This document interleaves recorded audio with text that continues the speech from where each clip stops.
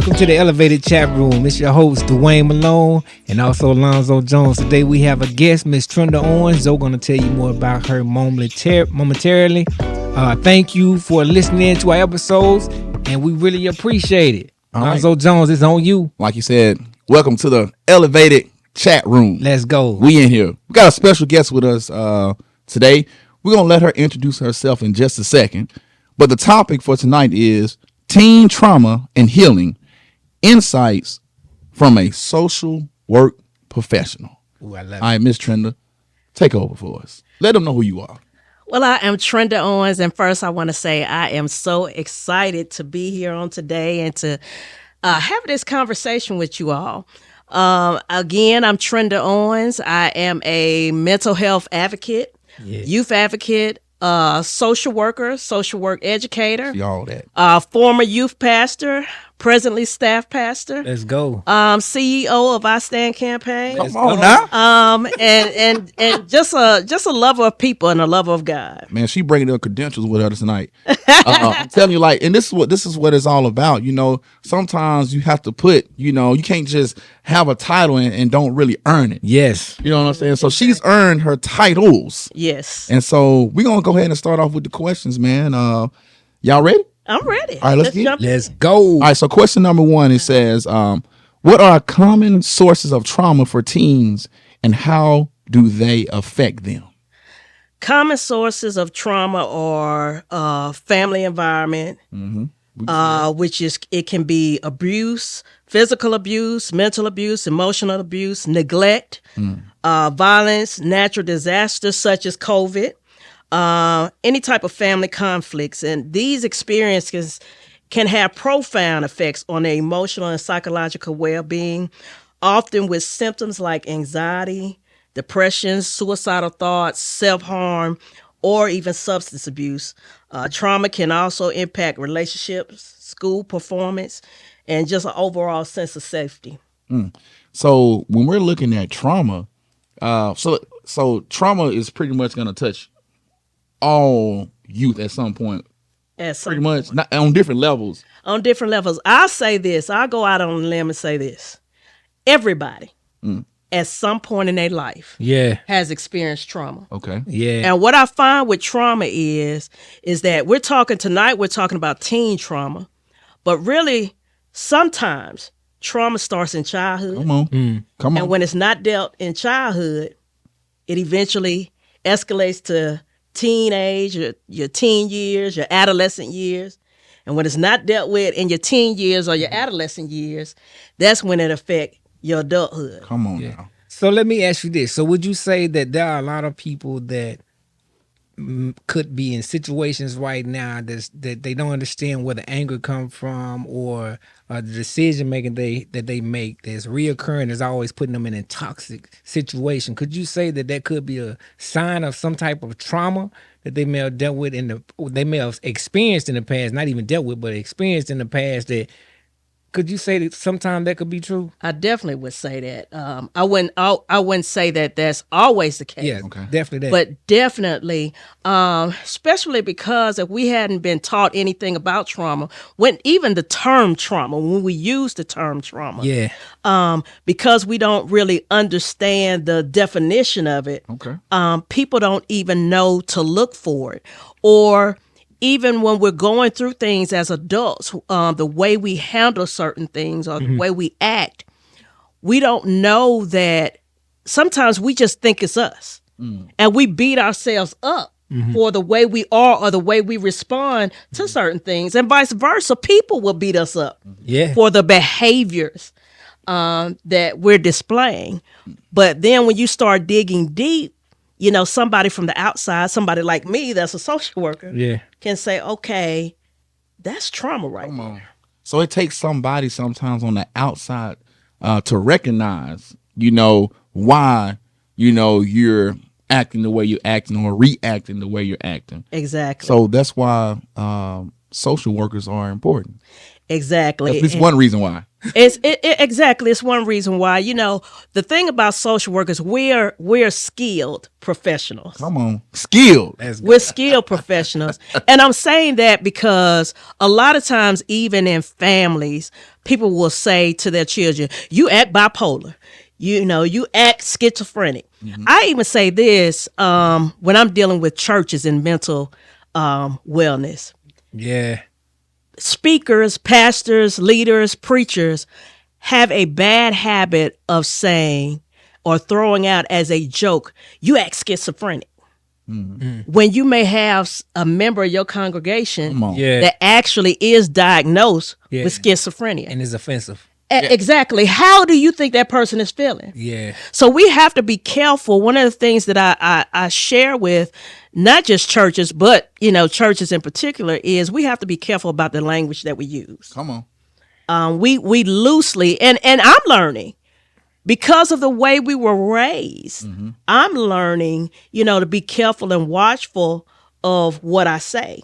And I'm starting to, just learn how to change my language and rephrase certain things that I say, because it's offensive, it's hurtful, and we don't want to cause any more damage than people have already experienced. That's true. And so I think a lot of times that right there just comes from a lack of knowing, a lack of education, and a lack of awareness when it comes to, us in general, just speaking from a platform and not really knowing your audience. That's it. And as a speaker, leader, and anybody that's speaking, you should know your audience. Exactly. Exactly. And you really do have to be sensitive, especially these days. Yes. Yes. Yeah. But that's good stuff. I definitely am loving your perspective on things. You know what you're doing, and you got that confidence. Yes. Like you really you got to have that confidence in order for it to rub off on people. Well, let me say this though. I just got into social work about four years ago. Okay, tell us about it. Yeah. But leading up, I've had several jobs, several careers.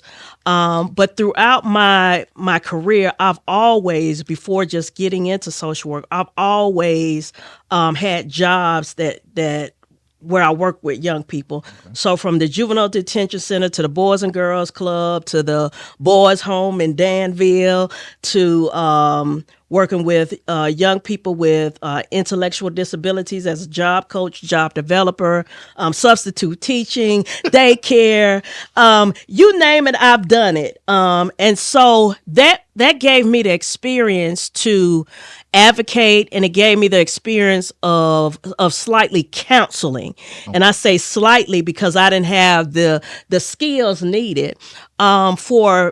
For 15 years, right about 15 years, I worked in logistics in a manufacturing plant. Mm-hmm. But while working in logistics on weekends, I created the I Stand campaign. Mm-hmm. Okay. But I found that I was creating events that were good. Mm-hmm. But just the way God created me, I say, I wanted to do more than good. Yeah. I'm the type that I wanted to get to the root of a young person's problem. Mm. So you can give an event. You could give a huge event. You can have, at school we have the, various functions that talk about, bullying or suicide or mental health. And kids leave away. They get empowered that day. They leave away and forget everything that was said. It's like a temporary high. That's all it is. Exactly. Yep. It's temporary. It's good now. Yeah. Those things are good for the moment. Yes. But when you have, just say, an audience of 100, and you may have 45 of that 100 that's really going through some things, what do they do from that point on? Mm-hmm. And so for me, I felt like, and this is not everybody's stance, but for me, I feel like I wanted to do more. Yeah. And I knew that meant me going back to school and finishing my degree. Mm-hmm. So when I went back, I didn't just hop in social work. I had been in social work since '88. Finished all my classes, but I knew it was going to take me getting that piece of paper and getting those skills and those theories and just the knowledge to help the young people go a little bit further than they were. And to tap into what's really going on, with their lives. So it sounded like you truly wanted to be more effective. Exactly. Yeah. That's what it was for me. Yeah. I can see that. I mean, because even with We went through that Yes, frustration. yes. We did. We would go and do public speaking, but again, it was like the kids was inspired and motivated by the things that we were saying, but it was only good for a day or so. That's one of the reasons why we went back to the drawing board and created our after school program so that we could refer our students or refer the students that were in the audience to what it is to us, because they wanted the relationship with us, and I'm sure the same thing with you. The kids was loving what you was bringing to the table with our stand, but it was like, then what? So we get it, we understand, and to me that's the difference about being busy and being effective. You know what I'm saying? Exactly. And so I understand that. Yeah. All right, so let's go ahead and hit question number 2. Go ahead and keep this thing rolling. All right. All right, Miss Trinda. That's your name, right? You said it correctly. Okay, I just want to make sure. You know what I'm saying? I'm glad, because some people say Trina. Trinda. I'm like, where they get all them Trinidad? My supervisor 14 years kept saying Trinidad. I was like, what? All right, Miss Trinda. All right. You done said your name 10 times, they're gonna be like, hey, what's in it right now? Right, I want to get it. I want to make sure I got it right before I keep going. That's all right, funny. Here we go. It says, what signs indicate that a teenager may be experiencing trauma? What signs are there when teenagers are experiencing trauma? Some signs are behavioral and mood swings, increased aggression, headaches, stomach aches, without a medical reason behind it. Yeah. So, one of the things I think about is, the education system, school system. A lot of teachers, teachers went to school to learn to teach and teach our kids. Nowadays, they're kind of being pushed to do therapy, to counsel, deal with behavior issues that they did not go to school, to do. And so what happens is if a teacher get tired of a student, acting out, they quick to, hey, you got to go, throw them out, send them to the principal's office. Principal say, okay, we're not tolerating this. You got ISS, or go to SPAN or alternative school, wherever. But the thing is, it takes somebody to say, hey, wait a minute, let's find out why this child is acting out. Maybe they are just, crunk that day. But maybe there's some underlying issues that this child is acting out, which could be a sign of trauma. So one of the things that you said that kind of jumped to my attention was, so you said somebody has to notice this, or somebody has to, step in. So whose responsibility is that? Is it the educator or is it the parent? It's for the person that care, my opinion. But go ahead. That's a good one, because it, this is what I say to adults, and I'm going to answer that as well. This is what I say to adults that really want to help and make a change. Be approachable. Yes. An approachable adult can reach a child. I like that. Because that child, if a child finds an approachable adult, that means an adult that maybe smiled at them, maybe held a conversation and actually cared, showed that they cared about, what they were talking about, what they asked them. That child is willing to talk to them. Okay. And so an adult is, that's why I believe in social workers in the school system and in schools. Because if you get that chance, maybe the teacher sends them out. Well, then the next step before going to the principal's office might be going to the social worker. Okay. Yeah. And that person can take the time and figure out. I'll say this, I'll share while we on this question. Going back to my childhood growing up. About at the age of 4 or 5, I started having migraine headaches. Now that's a child. Yeah. I'm only 4 or 5 years old. Yeah.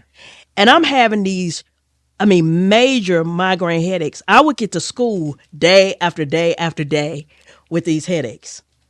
And so finally, the teachers called my parents and was like, we think y'all need to take, her to the doctor. Something is going on. My parents take me to the doctor. There's nothing wrong with me medically. No reason that I should be having these type of headaches. Yeah. So I go back to school. Same thing. So now at this day and time, schools didn't have social workers, but there were some concerned individuals that said, okay, we're going to have to call in somebody else from the state. And so somebody else was called in. Now, I grew up in the household that will go on in this house, Stay in this house. stay in this house. So my father was furiated that he's being called off work to come into the school, and he's being questioned about why his child, had these headaches. But it wasn't until I brought that up for a reason. But as I got older, I started looking back on it was trauma.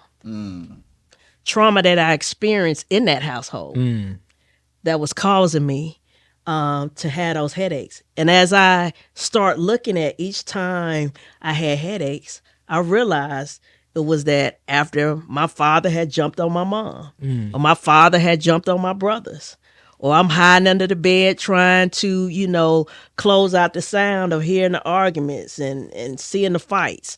And those were when I was having the bad headaches. Wow.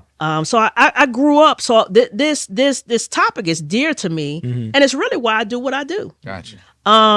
One reason I do what I do, and my main reason is so that because I didn't have me. You know what I'm saying? That's good. That's good. I didn't have me or anybody that was like me Come on.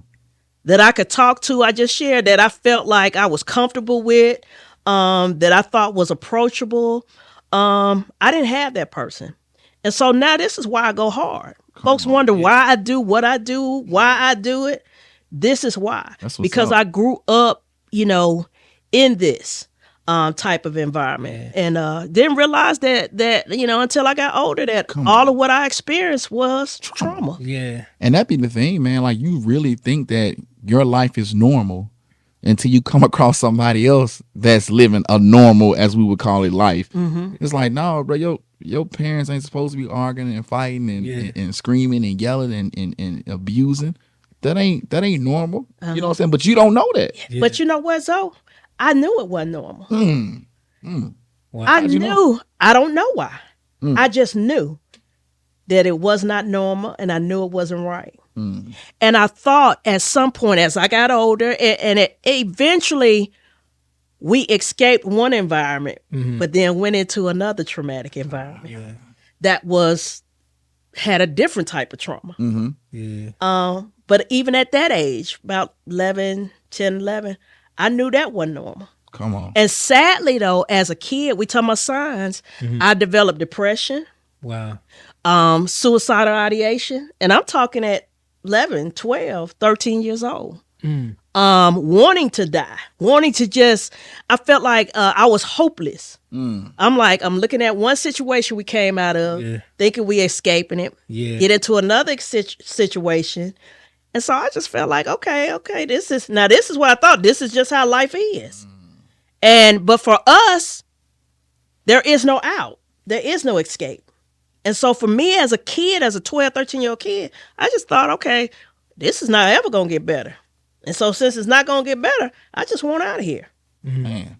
And you'll be surprised how many kids have to have that mindset or have that mentality. And it's a lot of times it's strictly based off of the parents. Yes. And their lack of ability to handle their childhood trauma or their teenage years trauma. So now as adults, they're living out the same life. That cycle is being repeated over and over and over again. And so until they, as adults, come in contact with somebody that gives them a new way of thinking, I say all the time, the same mind that created a problem doesn't possess the power to get you out of it. So you need somebody that has a higher thinking to help you. And that's why you needed a you. Yeah. Yes. And yeah, so you're able to become a voice to those that are voiceless in those areas. Yes. I see that as well. I will say too, in my opinion, I think it's important for anyone that's in a leadership role, whether it's the school administration or let's say the pastors of churches and so on, is like not be naive to these situations can happen or occur. Yes. So if that's the case, that's why it's important to create partnerships or to bring someone in during conferences or during programmings in the schools or so on to bring in that resource so that if there is some situations, then I'm tapping into it. And I think a lot of times that's where a lot of people, if they don't have the credentials or if they're not able to handle or cover it themselves, and they kind of turn a blind eye to it sometimes. Yes. And it to me, when you do that, it endorses the bad behavior, or it endorses whatever the situation is going on. And so I think it's very important that we understand and know that, yes, there are situations that are going on in our churches, they're going on in our schools, in our homes, and so on. So it's very important that we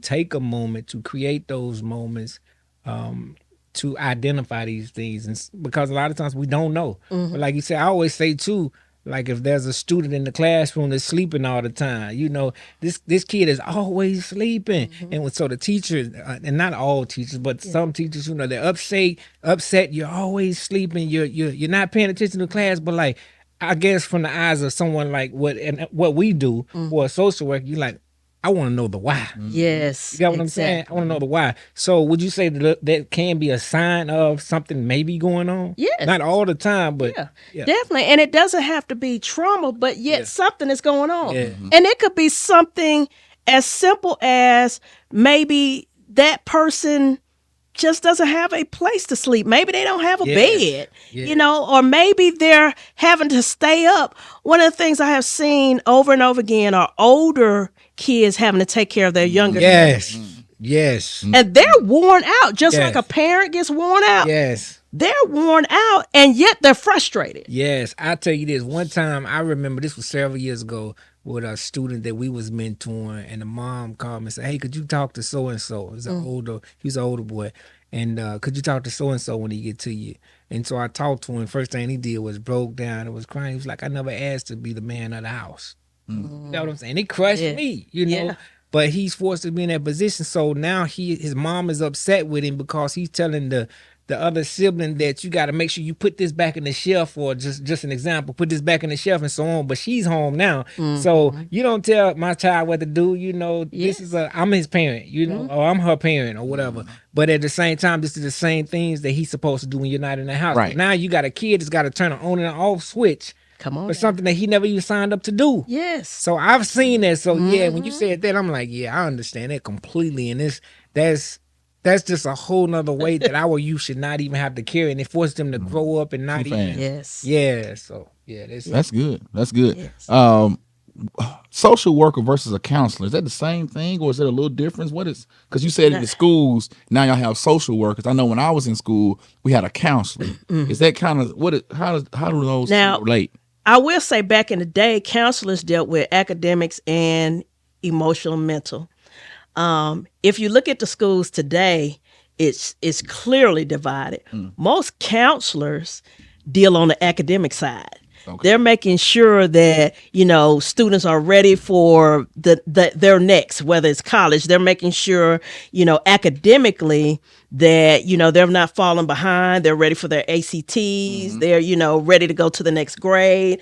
They're making sure their schedules. And so this is a problem in schools. Yes. What happens is a lot of schools don't have your social worker and your counselor, and the counselor is trying to do both.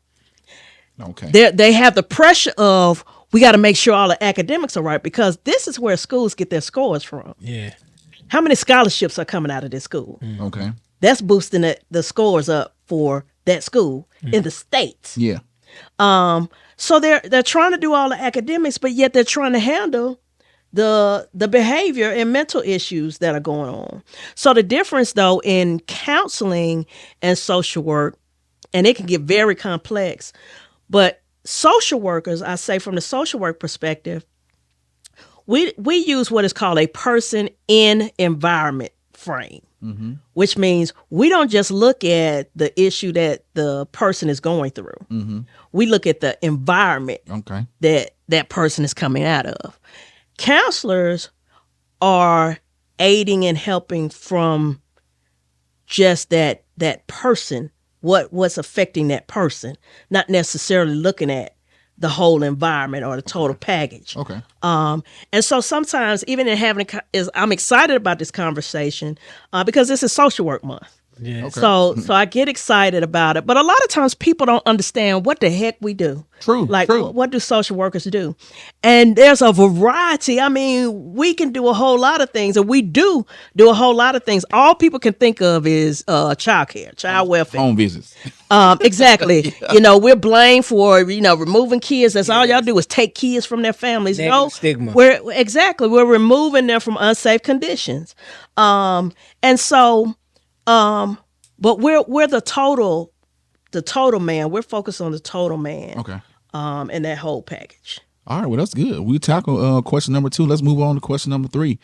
All right. It says, what strategies do social workers use to help teams cope with trauma? So there's various strategies. One of the things that I do outside of just say my job with UNA, I do contract work therapy. And so one of the coping mechanisms is, or just the strategies that we use is individual counseling, which is one-on-one with the child or teenager.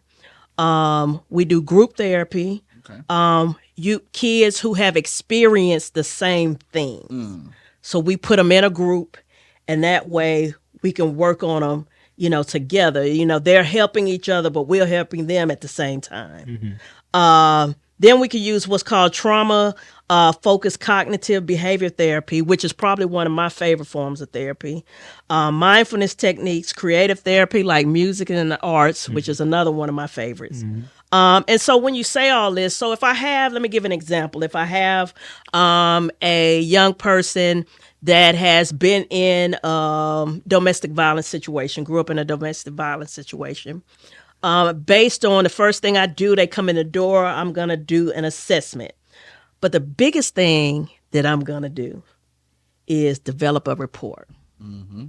Because I'm trying to gain their trust. Yes, that's good. And that's where people miss it at. I don't care. Maybe you're not a therapist. Maybe you're not a social worker, but you're just an adult, period. Yes. The first thing you have to do is gain that young person's trust. You got to be relatable. And so in that assessment process is I'm gaining their trust. The reason I say I like what's called, the short term is called CBT, cognitive behavioral therapy. What that is the way you feel affects the way you think. Mm-hmm. Okay. The way you think affects the way you behave. Your emotions affect how you think. Your thinking affects how you behave. Mm-hmm. And so let's go back to the example you used, the child who's sleeping. Mm-hmm. Okay. Well, this child is sleeping. So that's an action. Mm-hmm. The feeling is he's sleepy. Mm-hmm. The thought behind it is, or, when you wake that child up is, you're asking him, okay, why are you sleeping in class? So he's got to think about, well, I'm sleeping because, I'm watching my little brother, watching my little sister. Mm-hmm. And then we come back to the behavior of sleeping. Mm-hmm. But then that creates other behaviors of now he's getting behind in school. Now there's academic problems. Yeah. And so there's always, for us as social workers, it's not that we're giving people room to escape and giving them an excuse, but you always got to figure out, well, what is causing them to, do these things. So I heard you talk about the mind. What we try to do is help them have a new mindset behind what they're doing. Okay. So if the behavior is, that this particular child goes off on the teacher all the time, that's some anger. Yes. They're not angry with the teacher. Yeah. They're angry with mom and daddy. Come on. That's good. So when they get in the chair, we're talking through, I'm trying to understand, like, okay, this is a behavior, but let's get back to the mindset, the emotions. Where did all this come from? And so therapy is not an overnight process. It may take a year to actually just build trust. Mm-hmm. Some kids have been abused. I deal with a lot of foster kids. Jeez. And that come from all kind of environments. Yeah. Sometimes it takes me a year. Yeah. Just to gain that relationship and that trust. Yes. That's some dedication. I do the I'm a kind of out of the box type therapist. Yes, sir. If my client, if my child wants to go for a walk, there's one client I have. All we do is we walk and talk. We do talk therapy. Yeah. Because that's what he likes. Come on. He doesn't like a whole lot of other stuff that my other kids like. Meet them where they are. Exactly. I've been out in the cold. So I knew it was the reason we vibe with Trinda, man. She think just like us. That's why. He has a thing of he doesn't trust. So a lot of times when it's raining and instead of going in the house because he doesn't trust the environment that we're talking in, we sit in the back of my Jeep and we just sit there and talk. So it's you have to be relatable. Gotta be relatable. And approachable. And you have to give these young people a chance to share what's really on their hearts without cutting them down, judging, cutting them down, thinking that, well, they don't really know what they're talking about. This is their truth. Yeah. This is their truth, whether it pans out or not. Yeah. I tell people, young people, children, when trauma happens, children have a hard time articulating what has happened to them. They too young to do that. Mm-hmm. But if you take a person like a counselor. There's many times my backpack is full of toys. I'm out of the box. I'm very creative. I'm always thinking because me having this sit down conversation with a 9-year-old, they're not trying to sit and just talk to me. But if I break out the Uno and I talk about red means anger, yellow means sadness, green means confused, blue means happy. This is the elevated chat room, y'all. Elevate your life. Elevate your mind, elevate your life. We got Trinda Owens in here. Let's go. She giving y'all jewels. Keep on going, man. I just had to jump in. I'm glad. But so we're playing that Uno, but I'm like, when we changed that color to blue, I'm like, tell me the last time that you were happy. Ooh, man, you own it. So when they sit there and they can't even tell me the last time that they were happy. As a kid. They cannot pinpoint the last time that they had some real joy. Yeah. So then I gotta dissect that. Now I'm playing, but I'm storing it up because we coming back to it. Yeah. So then we talk about anger. What made you angry? Why did that make you angry? How did you feel when you were angry? What did you do when you were angry? So then if they telling me, well, I cussed the teacher out when I was angry. So now I got to change that mindset to say, okay, we got to reframe this. We can't be cussing the teacher out when you're angry. But I got to help them see that really you weren't angry at the teacher. You angry at your mom. You lashed out. You just lashed out against mom, against the teacher, even though it's your home life. Exactly. Yeah. So we got to reframe the way that they have been used to lashing out. And we got to say, okay, when you angry, this is what I need you to do. I'm going to need you to sit there and do some deep breathing and just hold your tongue. Yeah, you're going to have to practice that. I'm not saying it's going to be perfect. Right. You might get sent to the office again. But guess what? I need you to think at least about taking a deep breath before you do what you're about to do.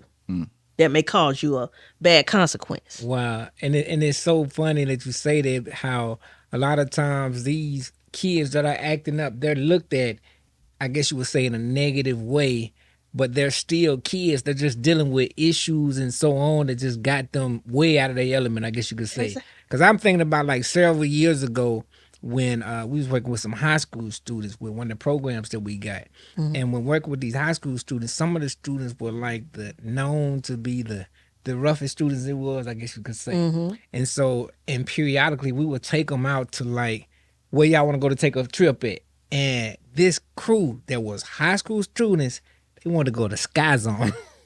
Wow. So Sky Zone. You know what I'm saying? And it was the least thing we would have expected from the stigma that had kind of grown up on them. You got what I'm saying? Yes. So it just showed us that they were still kids, but they dealing with this anger that caused them to be looked at in a certain way when the problem was so much bigger, kind of what you were just saying. And so being able to just get them to see that it's not towards whatever it was, the situation, the teachers that you disrespected or the administration or whatever it is that caused you to be wherever the situation is. It was bigger than that. And that's kind of what you're hitting on. So I'm like, yeah, that makes a lot of sense. Yeah. Yeah, it does. That's good stuff. So, one of the things, I don't know if y'all seen the documentary that Kurt Franklin did called Father. I did. Yes. I have seen it like a zillion times. Have you saw it? It's deep. You gotta see it. You gotta see it. It's deep. Get a box of tissue too. Yeah. I know you. For real. You know, but yeah, you're gonna need one. So in this though, I show it to my social work class in one of my classes. Yeah. And I have watched it over and over. And the point is, he's talked about his trauma, but in this documentary, because he finds out who his real father is, not the person he been telling the world who he thought was. Yes. Now he let this man go to his grave, mad at this man who he thought was his father, and just found out this past year that man wasn't even his father. And so all these other things, he was, raised, in foster care by a lady who was a friend of the family. Just a whole lot of issues, which was trauma. One of the things Kurt talks about, he's been in therapy for 20 years. 20 years now. So that's why I said therapy is not a, overnight process. However, what I think about, my point is I'm getting to is adults that are walking around.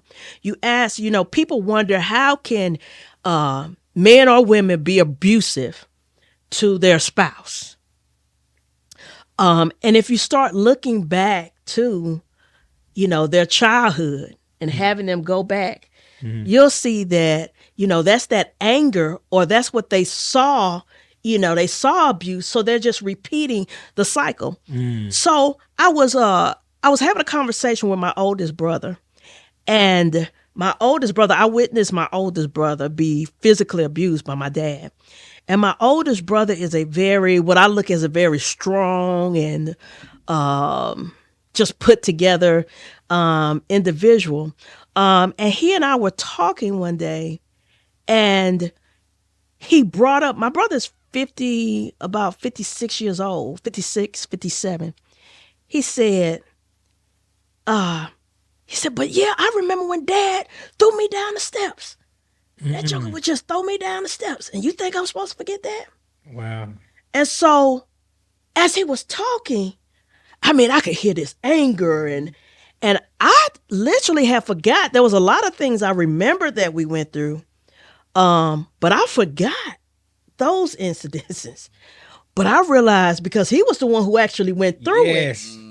He remembered. Yes. And this is what he said. So he's in, relationships, and he's, had relationships that hadn't gone so well.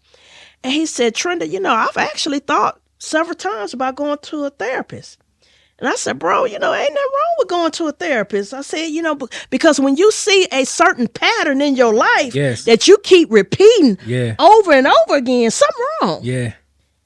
And so we just began to share, but we start going through talking about some childhood things. And so my prayer has been, I hope that one day he does go to therapy so that he can get healed from this. So his adulthood, he can be healed in his relationships and finally have a sound relationship that's stable. That's good. Okay. So this is why, team therapy, and we talk about strategies, whether it's trauma experienced as a child, or maybe, you could experience trauma as an adult or as a teen. It has to be dealt with if you're going to have sound relationships in the future. That's good. Yeah. That's good. All right. So, we didn't tackle question number 3. So let's go on to question number 4. Let's go. Trinda, don't hold back. You know what I'm saying? Hey, all right now. Keep dropping. Let's go. It says, how crucial is a supportive network for teens in their healing process? How crucial is that? We touched on it a little bit. It's very crucial. Teens, I don't care who you are, but teens can't do it alone. Okay. They have to have, if the trauma didn't come from family environment, then if it came from a source outside, maybe something happened at school. Let's talk about bullying. That's traumatizing. They need the support of the school, a teacher. They need to definitely support from family, because that's who they coming home from too. They need support from the community. That's why programs like the Jump and Rescue Me Project and whatever else is out there. That's why these programs are so important, because these kids, they don't know how. Their brain is still, I always talk about the brain. Their brain is still growing until they're 25. That brain is still growing. So they're not mature enough to even understand where to start with whatever it is they're battling. So it's important. It's important, again, that adults be approachable, but it's important that adults actively listen to what their child is saying. Sometimes I talk about active listening like a lot, because sometimes we listen and we just ready to say what we want to say and be done. As I'm not a parent, I'm about to be actually a parent. Okay. And y'all know. Let's say this. Y'all know I ain't about to have no baby at 53 years old. But I'm actually about to become a foster parent any day now. Okay. But my thing is, we have to actively listen to everything that our child is saying. I always talk about words. I'm big on words. I hear what people are saying, but I'm hearing the exact words and the way they say what they say. I'm watching body language. And that's what we have to do. Like when a child is talking to us and we see them, kind of either getting teary-eyed or we see them getting mad in what they're saying. They triggered. That exactly. Something is behind what they have just said. And we have to be able to watch that. And so what I'm not saying is, okay, everybody has to be a therapist, a counselor, or a social worker. But what I am saying is that as adults, because our children do need a support system, they need to know that there is somebody trustworthy that they can come to and talk about whatever it is that they're going through. And let me say this to parents. Let me really say this. You have to be okay with your child going to somebody else other than you. Come on. Repeat it. Come on. Talk about their problems. You have to be okay with your child going to someone else talking about what it is they're going through. I agree. When I was getting ready and getting everything in place for me to become a foster parent, the wild thing is I have been therapist to these two individuals that I'm about to be a foster parent. And so I had to immediately withdraw my services as their therapist. But one of the things I said immediately was, I want them to continue therapy. I'm not too proud as a therapist myself because I want them to be whole. Yes. And I'm willing to get them whatever help they need. I'm not trying to be that person. I'm trying to be their foster mother. That's good. Now, yes, I'm going to use the skills I have. That would be crazy. However, I'm willing to say if my neighbor can do it, if my pastor can do it, if my youth pastor can do it, if the school social worker, counselor, if I need to take them to a therapist outside of where I work, I'm willing to do whatever it takes. And that's how we have to be as parents. Yes. Regardless of who. I see a lot of parents and I talk to a lot of parents that say, my child need to come to me. My child should have came to me. That's a problem. And that attitude right there. There you go. Is why they did not come to you. Come on. I'm going to share this with y'all. When I was in the band growing up. I was in the marching band, played piano a little bit. And so I was very active. I was in some social clubs in school. I was good at wearing a mask, though. Everybody thought I, sort of had it. I was quiet. I was an introvert, but I like being out. So I had that intro-extro thing going on. But I had a lot of anger and sadness and a mixture of a variety of feelings. And so because I was a writer, and so I would write my feelings down. I would journal before I knew it was journaling. Now, you talking about this is like 1984 or somewhere around there. Yeah. But I would journal. I would have tablets and tablets of my feelings. And, I was at that time a lyricist. So I was, everything was like written to rap. And I'm writing.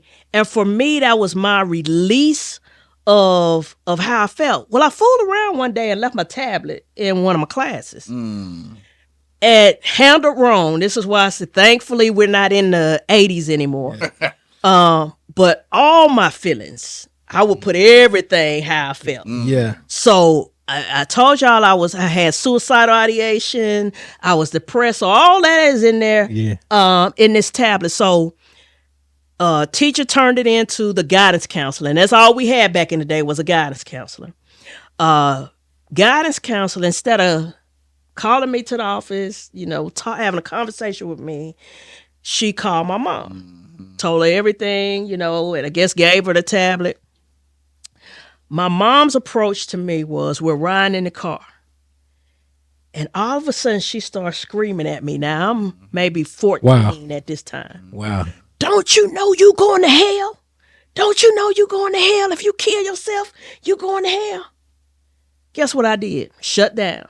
If there was ever a chance I would have talked to her, it ruined it. Yeah. Now, which she wasn't the person that I talked to anyway. Yeah. But if I had ever thought about, she killed it. Because it made me feel worse than I was already feeling. Wow. Then I was mad. I was mad with that counselor. I mean, I was literally mad, like wanting to do something to this person. Right to be mad. And so from there, it was like, it turned my anger up a whole nother notch. Yeah. And really turned my depression and anger up to a whole nother notch. But it was, again, I had nobody. So that's why this support system is important, because I had nobody. I wasn't the child that, we were raised in church, but I was the only girl, but I was kind of out there. And this is what I say about trauma. Trauma affects people differently. Mm-hmm. Yes, it does. In my head, I used to think that I was the only one. I had 2 brothers at the time. I thought I was the only one of us that the issues were affecting. Because I see my brothers just excelling in school, kind of acting as if life is great, moving on. I'm pretending that life is great. I'm struggling trying to pretend that life is great. But knowing I'm trying, wanting to end it, at any moment. And I'm thinking, why am I just being affected? So I wanted to throw that in there because I want to say that everybody handles trauma differently. Mm-hmm. 2 people can go through the same thing and handle it entirely 2 different ways. That's true. But I want to throw that in there and saying that, but when we talk about this is why I'm on parents. Yeah. If you don't know what to say to your child, if your child comes to you and says, I'm depressed, I hate life, I want to do this, sometimes parents don't know what to say or don't know what to do in that moment. Yeah. My thing is, that's when you reach out for help. That's good. It's okay. It's literally okay to call, to get literally, if you got to Google, who's the nearest therapist, who's the nearest mental health place. If you have, let me say this, that's why we have a 988 number now. Okay. Thankfully, we have a 988 number. Parents can literally pick up that phone, call 988 and get help for their child or get ways to be able to talk to their child. But definitely 988. That's it. Simple. 988. That's good stuff. Wow, we can tell you're very passionate about what you do too, and we need more people like you. I tell you one thing too, when it comes to you speaking about the parents, I think if the parents take the approach of, for one, you saying being okay with someone else talking to your kids, and so if they can take that approach and develop the mindset, at least I can stay in the know as long as they're talking to someone. You got what I'm saying? Like, what if that counselor that called your mom, what if your mom response would have been, okay, I won't say nothing to her. You just keep working with her and talking to her. You got what I'm saying? Exactly. Because now at least I know what's going on. Now that was a game changer for you, because if the counselor would have responded in the right way and came to you and said, hey, let's talk about these things, that would have been the goal for you to be able to talk to her and to continue to build and try to get a resolution of what you was dealing with, if that makes sense. Exactly. So I think it's important for parents that we not shut down what's said in his house needs to stay in his house, or what goes on in his house. I understand the concept of what everyone is saying, but at the same time, if you're looking at the betterment of your child and their mental health, I would be grateful to know that at least they got a way to be able to vent or to open up and talk to someone, even if they're not comfortable with talking with me. You got what I'm saying? Yes, exactly. So I think I believe personally that's important. And I will say this too, this off the subject, but Zoe, she recapping every episode that we talked about so far. I'm just sitting there, I'm tripping on that. Yeah, and as parents, we also have to swallow our pride at times. Yes. Humble yourselves. I mean, yes. like you may think your kid has it all together and nothing is gonna. No. You got to face reality when reality hits you. And so swallow your pride and humble yourself and go get help. If your child needs help and you're not qualified for it, find somebody that is qualified. Just that simple, y'all. Well, that's the sad reality, just to be honest. Like I got two boys, and for me, I can tell them, my wife and I can tell them all day long, son, you don't need to do this, son, you don't need to do that, and so on. And they, it kind of go through one ear and out the other one sometimes, But if Zoe said, they'll receive it from Zoe, because it's kind of like, oh, you supposed to say that because you our dad, you our parents. You know what I'm saying? I'm not gonna be mad because they get it from Zoe, and he's echoing what what I'm saying. I just need them to get it. And so that's just, I think I view that in so many different ways, even when it comes to church leadership, when it comes to the leadership at the schools, like, if I need to bring an outsider in to make the impact so they can view it in a different way, but we're saying the same thing, let's make it work. We're one team. That's one of the reasons why we try to do contracts with other people other than in-house with what we do, because it's bigger than us. And once we see that the mental health and the difference and the impact is bigger than just us. If we're really authentically trying to help someone, it's bigger than us, and we will do what it takes to get the resources that's needed to make that change and to make that impact. That's good. That's it. All right, y'all, we done tackle question number 4. Let's move. Yes, sir. Let's keep it moving. Question number 5. Yeah. All right, here we go. It says, what challenges do social workers face when working with traumatized teens? What challenges do you guys face? Definitely it's going to be the trust factor. Trust factor. Okay. And it comes from whatever they have gone through, really. And the individuals that have been in their lives. I just think about the individual that I was talking about that I walk with. I mean, it's been a long haul to get to the place that we are now. But again, you have to have patience. You have to have that thick skin, because again, they may come to you, and they're coming to you not by choice. So I have court ordered, clients. They don't want to be there, but they have to be there. Yeah. That's good. And true. So you have to be, you can't be in your feelings, so there's, I'm not saying take abuse, but, young people speak out of anger. And you can't make it personal. So some of those are the challenges that we face just in, whatever that child has gone through. It's that trust factor. And then cultural competence. I'll say, just based on, I guess the way some of our young people are raised, I've had, young people walk in and, see my skin color.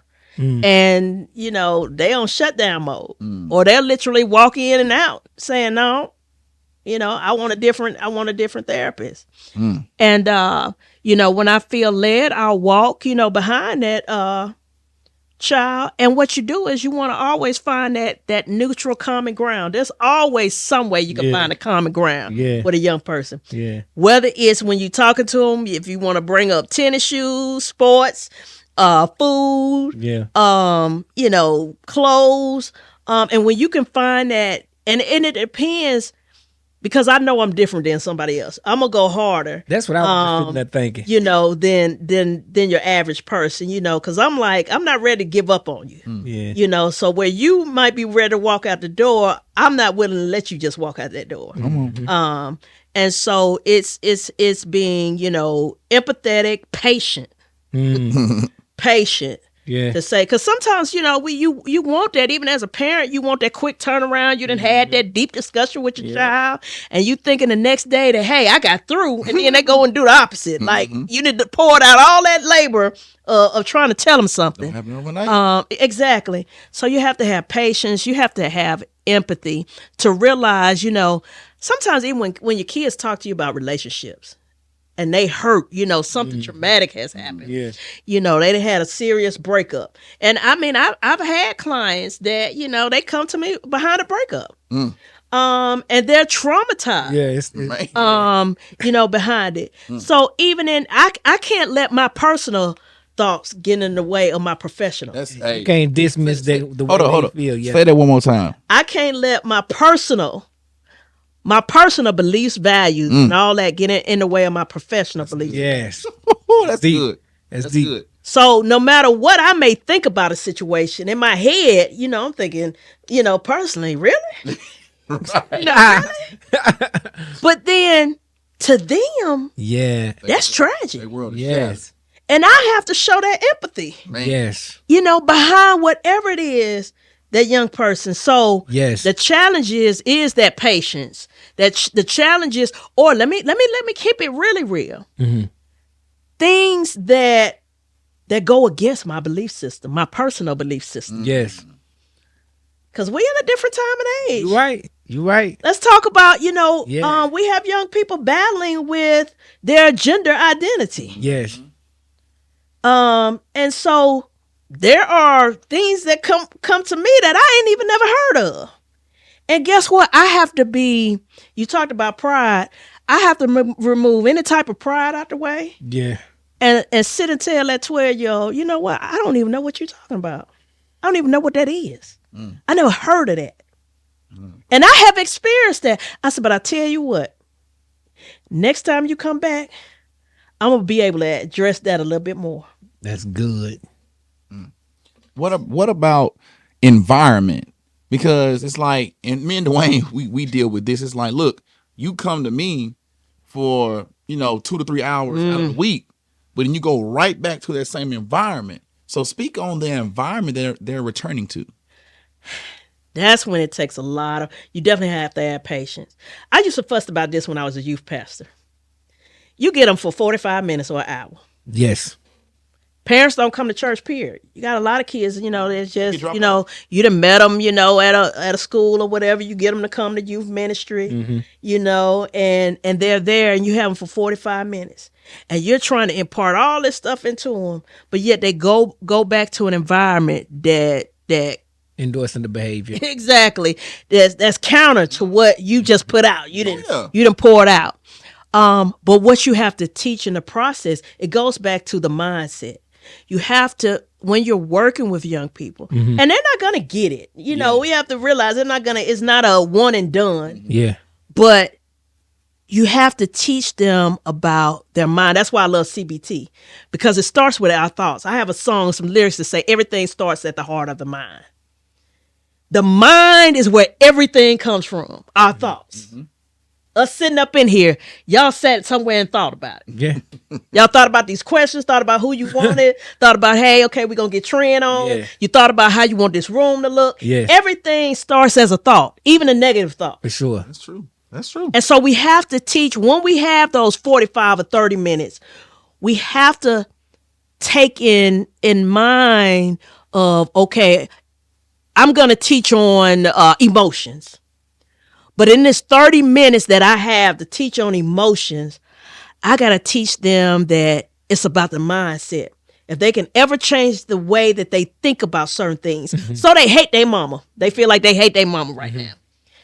We have to teach them, okay, find that one thing that you know that you love about your mama. That's good. Exactly. That one thing that you can find.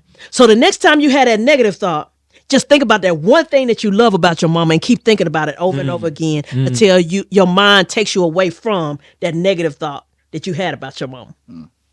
Or help them to see that it's really not your mama you mad about. You just mad because she took your phone. You mad. And that's funny that you say that, because sometimes my boys will do something and I'll discipline, like take the iPads from them. And then they mad. And I was like, I'll ask them, I said, why did I take your iPad? Because I didn't do something you told me to do. So why are you mad at me? Mm-hmm.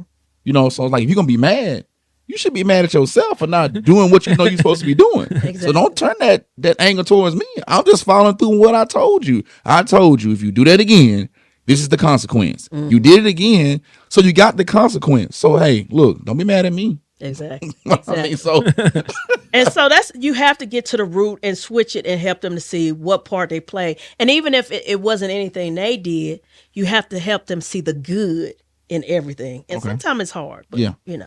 All right, that's good stuff. You had anything else on number one? So let me ask you. So when dealing with traumatized teens, is there ever a point? And I know this is not a question on that, but is there ever a point where you have to just, I won't say draw your hands or put your hands up, or just end it?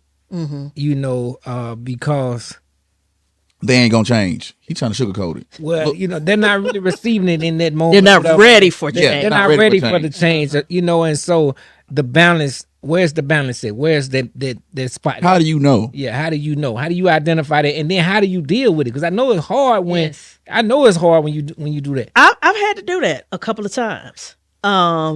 Behaviors, you know, I have teens that are 16, 17, 18, taller than me, you know, or, you know, eye to eye. And it's constantly, every session is a battle of aggressive, I'm having to deal with, you know, aggressive behaviors or aggressive language toward me. And you're trying to get them to see that, you know, it's the things that, you know, you have experienced, but they just at the moment. And because of there is some mental illness issues there. So you're dealing with a mixture. But there have been times when, you know, you just go and you do week after week, that I've had to say, okay, you know what? This person needs a greater level of care than I'm able to give. Okay. So it's you being able to say, you know what, no matter what I do, because every week as social workers, we're looking for progress. And it could just simply mean this person said 2 or 3 more sentences than they said the last time. Yeah. But after 6 months, you know, when you really can't see progress, you have to get past yourself. Because sometimes, you know, I mean, we're human behind this title. Yeah. You know, we want to be able to save the world and fix everybody. Yeah. And it does tear me up. Yes. But I'm always thinking like, oh no, I just don't know about this here. I don't know. Yeah. And then I finally, you know, get with the next person that's involved on the case, and I say, hey, this person needs a greater level of care than I'm able to give. So you have to know within yourself that you've done, you know, and it goes through. I may try, if I'm doing CBT, which is cognitive behavior therapy, I may say, okay, you know what, I need to do maybe mindfulness therapy. I need to do art therapy. When I feel like, sometimes I call it, I done pulled out every trick out of my hat, and all that. When I done ran out of resources, I say, you know what, I don't know. But that's and it's okay. Yeah, that's what I was about to say. It's funny when you were saying about, you know, when you have to pass them on. It kind of took me back to when I used to run track on the 4x1 team. I was the second leg, you know. So the first leg, he start off, boom, you know what I'm saying? He do what he can do. And then he passed it, then I passed it, then the last leg passed it. So it's like, when you were saying there, it just reminded me that it's like, okay, so it's time for you to pass that person on to the next leg. Yeah. Let that leg do what it can do. And also on that next leg, it's a fresh start. Yeah. So that person, that new therapist, now he's got the energy. He hasn't been worn out by talking to this person over and over and over again. So it's like, yeah, it's a 4x1 team. We all in together. As long as they get to the finish line, you know, I played my part. Now I'm handing them off, and I'm gonna let you play your part. So that just came to my mind. You know, and spiritual. One plant, another water, Yeah. and then God get the increase. Yeah, there you go. Yes. That's so good. The bottom line is that they be healed. Yes. And sometimes, you know, I'll say this, we want to see the healing. You know, we want to see that. It is. I look at, you know, I went through my junk for a long time, from my youth until I say my mid-20s. Before, and I was very open. I never was like, okay, counseling, I don't want to do that. I was open because on the inside, I wanted to live. Even though I thought I wanted to die, I was fighting to live. And so I was open for whatever help I could get to help me live. Now, I didn't have that much help. Yeah. Or the help that I had was the wrong kind of help. But within me, there was a fighter within me. And so eventually, though, I tried, I say my healing came from a mixture of therapy and ministry. Okay. That's a good combination. But see, that's the thing. Like, I think sometimes in certain segments that people only feel like they can go to a church, to their pastor, but your pastor may not be qualified Exactly to deal with what you got going on. Exactly. So that pastor's like, look, I'm gonna hit you on the spiritual side. Now let me send you over here to this therapist that's gonna hit you on the natural side. On what's really going on as far as we can tangibly touch. Exactly. So you got to get the combination of both. And I really truly feel like true deliverance is going to come from a combination of both, because the one that's in the natural is going to teach you how to do things naturally. Let's work through this thing. And then now you got your prayer side. But like I said, that's just a deeper level of, and it also depends on your belief system, things like that. All right, y'all ready to go for the last question? Let's go. All right, so we're going to close it out with this one. So based on this one, it says, can you share a successful case of a teen overcoming trauma with your social work support? Yes, as we talked, I thought about a number of cases, but I think the one I thought about the most was one client whose mother brought her to therapy. She's a teenager, and it started being recognized that there was a issue from the regular family physician. Nowadays, they're doing some physicians have their clients filling out a mental health, like wellness, what you call it, Survey, something like that. Assessment, yeah. And so her assessment came back that there were some issues there. The recommendation was made that she needed to see a therapist. Now, I will say this. In the Black community, we have a hard time receiving help. We have a hard time when it comes to talking about therapy, counseling, anything like that.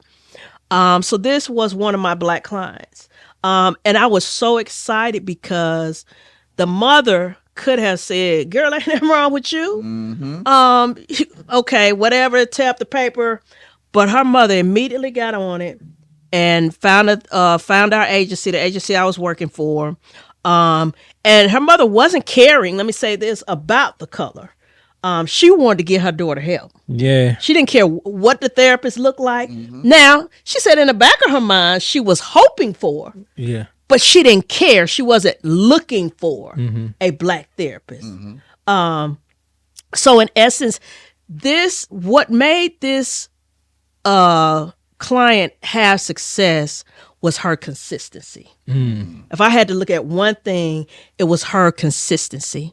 What we find in therapy is that, clients may come good in the beginning, first 2-3 weeks, we're seeing them.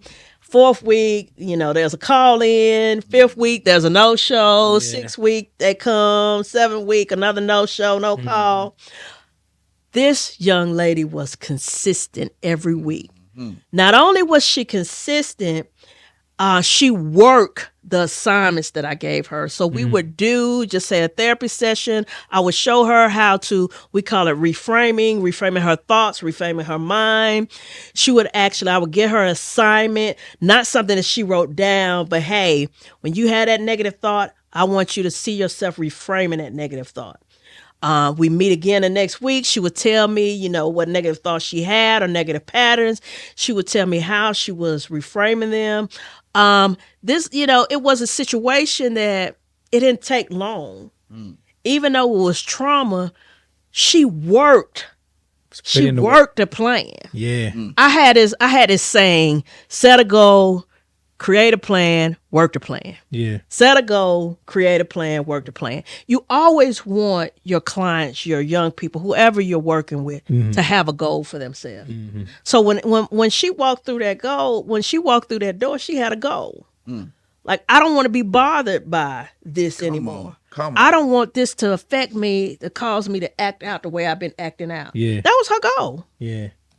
So when I saw her meet the goal, she was ready to go. Yeah. I mean, I saw her working, and then part of releasing, or we call it terminating or ending services, is having family sessions to make sure that family is seeing the same thing I'm seeing. Come on. Because the thing is, this is a big thing, and you brought it up. Yeah. You be with kids 45 minutes or whatever, you send them back to their environment. I can't have a complete therapy session with the child without having a therapy session with the family. Got to. Everybody that's involved. The parents, man. Woo. And so the parents, what made this successful also because the parents were willing to get on the same page. Wow. That's good. That's key. I mean, once your parents, your caretakers, your guardians are on board, then naturally, as long as that child is also willing to get better, to grow in anything in life, if the parents are pushing them, Yes. they're gonna push through the pain a whole lot easier. Yes. Would you say you pretty much had an idea how the end of that was going to be? Probably a week From the or two, beginning. Yeah, weeks or two in, you pretty much knew how it was going to go by the support that she was already giving and the work she was putting in. I knew because, again, I'm a thinker, number one. Yeah. So I'm thinking about how she came about coming to me. And because of the fact that her mother brought her there, Yeah. I knew it was going to be a success. Yeah. Because of the fact that she set her own goals. I'm not setting her goals. Yeah. She set her goals. Yeah. Because she set her goals. And then as a process, as I saw the consistency, Yeah. I knew it was going to be a success. It was just a matter of time, and just seeing her work through, not just listening, shaking her head, nodding, but her talking, getting to the place of talking, communicating, working the process. I mean, I just knew, and that's how you could see, no matter where, even when, we look at kids that come in here, the consistency rate, Yes. the support system, that's all these questions that's behind when you can see these things being fulfilled. Those are going to be your successful. And not to say that the other, it's just timing is everything. It's just more work for those that don't have that. It's like if your parents, it's like a head start. If you got your parents, you got a strong support team, naturally you're gonna be further along. Just like how they say if a kid grows up with a father in the home. Yes. You take the father out, they're less likely to be successful. Yes. Grades are not going to be as good. They're more likely to have mental problems. They're more likely to be obese. They're more likely to have less coping skills just because you take the father out. So you put that father back in the home. 9 times out of 10, on the spectrum, if the kid has his father and his mother versus a kid that don't, he is going to be further ahead. Exactly. Same thing with this situation. So that's all we're saying. Exactly. All right, Trinda Owens, you came through the elevated chat room. You shut it down tonight. Hey, she said that. Appreciate y'all having me. Oh yeah. She said she was a professional. Yes. And the way she hit this topic, I'm teen telling trauma and healing insights from a social work professional, she definitely showed that she is a professional. Yes. Hey, look her up. Reach out to her. Yeah. She's available. As she has shown tonight, she's one heck of a therapist. Yes. We thank you for always supporting the Rescue Me Project. Most definitely. Yes. Most definitely. What you got for me, Dwayne? I just want to say too, thank you again for coming in on this episode. We appreciate it. We learned a lot. Really enjoyed it, and we can also tell that you're not just carrying the title of a social worker, but it's so much broader and bigger than that. We can really tell that your heart is in that. Yes. And that you're passionate about it. It's and a that part of you you. go above and beyond to make sure that you're making an impact. So that's very noticed because you can hear the passion in it. So we thank you so much. To our audience, this is our next episode. We're so grateful for your support. Be sure to like, share, and tell everyone about this broadcast. Again, this is the Elevated Chat Room. Elevate your life. Elevate your mind. Elevate your life. Elevate your life. Mind. I gotta get my boy ready. He over there doing too much. Let's go. Thank y'all so much. All right, y'all be out. We out.